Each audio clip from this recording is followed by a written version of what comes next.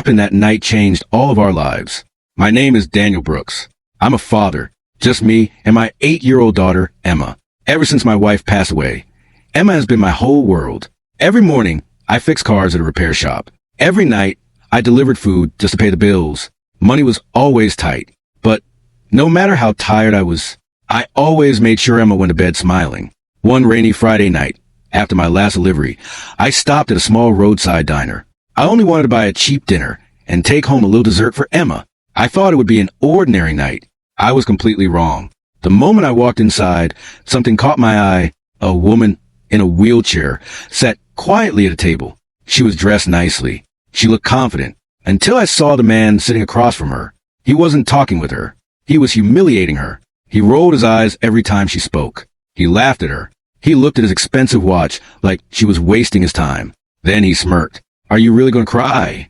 He laughed again. "Look at you, pathetic." The whole diner became silent. People looked over, then quickly looked away. Nobody wanted to get involved. The woman lowered her head. I saw tears forming in her eyes. I couldn't stand there anymore. I walked straight to their table. "Sir," I said calmly, "leave her alone." He slowly looked at me. Then he laughed. "And who are you?" He looked me up and down. "A broke nobody?" He tossed some cash onto the table. "You can have my seat." Then he stormed out of the diner. The room stayed quiet. No one said a word. The woman took a deep breath. "Thank you," she whispered. "I didn't expect anyone to help." I smiled. "You shouldn't have gone through that alone." I helped move her wheelchair to a quieter table. While we waited for our food, I noticed something. The waitress had forgotten her coffee. I grabbed a fresh cup and placed it in front of her. She smiled. A real smile this time. "I'm Grace Bennett," she said. "I'm Daniel." For the first time that evening, she looked relaxed. We started talking. She asked about my life. I told her the truth. I told her about losing my wife, about raising him alone, about working 2 jobs just to keep a roof over our heads. She listened carefully. She never interrupted. Then she told me something about herself. "People see this wheelchair," she said softly. "They never see me." She looked down. "They decide who I am before I even speak." There was sadness in her voice, but there was strength too.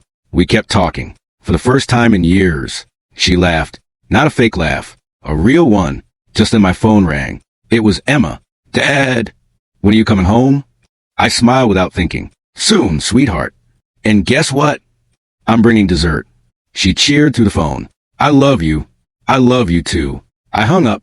When I looked back, Grace was smiling at me. "She adores you." I nodded. "She's the reason I keep going." Grace stayed quiet for a second. Then she told me something I never expected. Years earlier, she had survived a terrible accident. She lost the use of her legs. Most people thought her life was over. Instead, she built one of the biggest technology companies in the country. She had become a billionaire. I blinked. I honestly didn't know what to say. She laughed. "The money sounds impressive, but it never stopped people from pretending to care." She looked out the window. "Being rich doesn't protect you from loneliness." I didn't treat her any differently. To me, she was just Grace, a kind woman who deserved respect. When we finished dinner, she reached into her purse. She handed me a business card. "If you ever need anything, come see me Monday." I thanked her.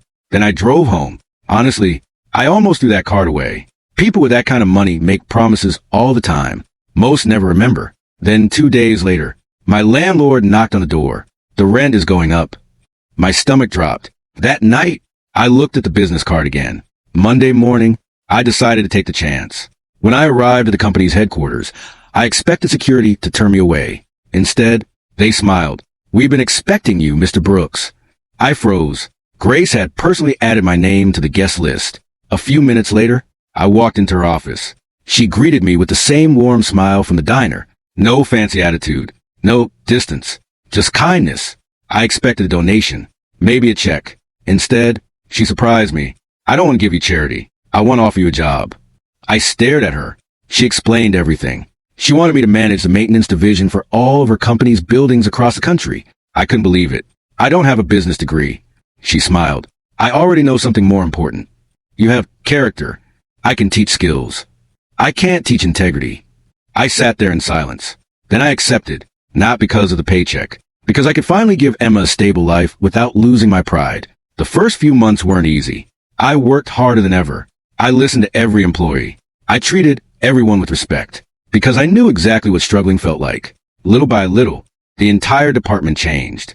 People worked together. Problems got solved faster. Morale improved. Grace visited often, not as my boss, as my friend. She always asked about Emma first, before asking about work. Emma loved seeing her.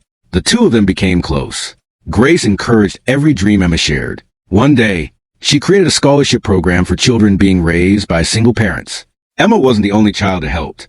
Hundreds of families received hope. Months later, our company celebrated its best financial year ever. Everyone was smiling. That evening, Grace asked if we could talk privately. She looked at me. You know, if you hadn't stood up for me in that diner, I don't think I would have trusted people again. Her voice almost broke. I smiled. I only did what anyone should have done. She shook her head. No, most people stayed silent. She was right. Later, the employees learned how we had first met. They couldn't believe it. Many admitted something that surprised me. I saw what happened that night. I wanted to help, but I was afraid. I looked around the room. Then I said something I'll never forget. Courage doesn't always start with something big. Sometimes, it starts with one simple choice. Stand beside the person everyone else ignores. The room became silent, not because people were uncomfortable, because they understood. After that, Grace launched a nationwide program through our company. Its mission was simple. Treat every person with dignity. Create workplaces where everyone belonged, no matter their abilities, no matter their background. Together, we built something bigger than a successful business. We built hope. Looking back now, I walked into that diner, thinking only about buying dinner for my little girl. I walked out with something I never expected. A true friend, a better future, and proof that one small act of kindness can change more lives than you'll ever know. That's why I'll never stay silent. When someone needs me,